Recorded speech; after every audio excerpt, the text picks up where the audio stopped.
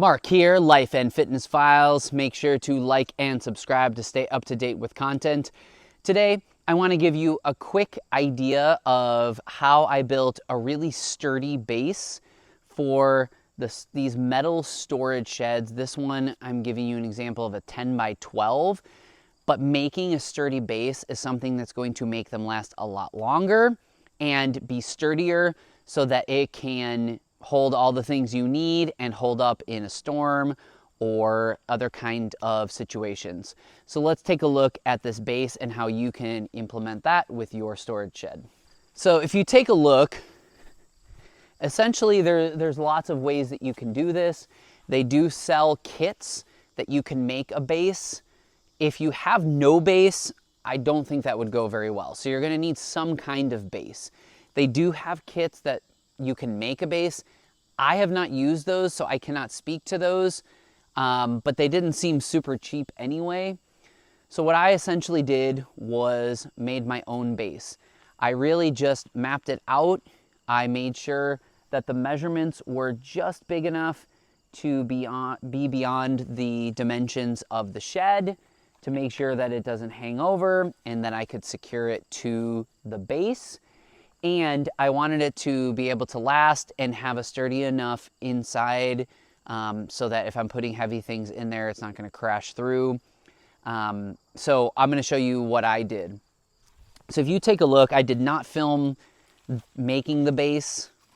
I didn't film that process. So I'm going to give you a quick idea and then you can kind of go from there. I'll insert some pictures here too so you can look. Essentially what I did was make a base, and I basically studded it out, figured out the dimensions, and I made a frame.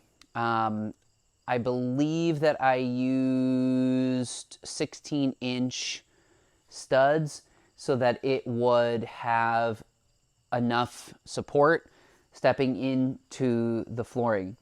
What I used on the outside, I used some treated 2x4s, since that would be outward facing to more of the elements. And like I said, I built a frame and then I put 16-inch on center studs. I didn't want to just necessarily throw it on the ground. For a smaller shed that I have used bricks and made some posts and some footing, and I just set them on these patio stones so they could sit on that. But in this case, since it's a lot bigger, so this one's 10 by 12, I got 3 4x4 posts that were 12 foot. So it runs the whole length. And I made sure those were pretty level and I spread them out pretty evenly. And I put the frame over that and made sure that it was pretty level to begin with. That's how I did the base. And it worked out pretty well. It's obviously not perfect, and if you're trying to look for a super finished look, you know, it has a little bit of it sticks out a little bit. You're going to see the patio stones. So I put them on the patio stones because this treated lumber, it is treated for ground contact, but it's going to last a lot longer if it's off of the ground. So then with the flooring on the framing and the studs, I did use a 5/8. You could use a 3/4 size, 3/4 inch to make it even sturdier. This has proved to be plenty sturdy. When I'm walking on this, it's not bowing anywhere, especially because I did do the 16-inch studs. So there wasn't a lot of space between them anyway. So this has held up pretty well. When I made it, I had 3 full sheets that I laid down, and then I laid the other sheet down, had to cut off some so that I could finish out the framing. And so 2 pieces I had to cut, but 3 full sheets. Overall, it worked out pretty well. Then when I'm able to anchor this whole frame to the base, it makes it a lot sturdier.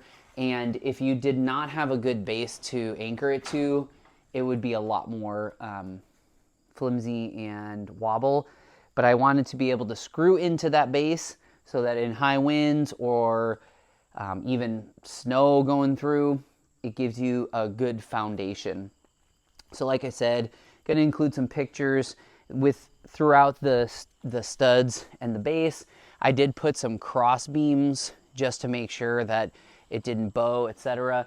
But overall, this worked out pretty well. It gave it a lot of stability, strong enough to put things in, walk on, it's not bowing. So just a quick recap, treated lumber on the outside, treated 4x4s, 12-foot beams, it's all resting on. I put some patio stones to keep it off the ground and give it some stability. I made sure that was level, put the whole framing over it, put on 5/8 inch OSB board, plenty sturdy, gives it a good foundation, can anchor to, and make sure that this thing stays in place and does the job that it needs to do. So if you have any questions or experiences, leave those in the comments below. Make sure to like and subscribe to stay up to date with content. Here's to life and fitness. Peace out.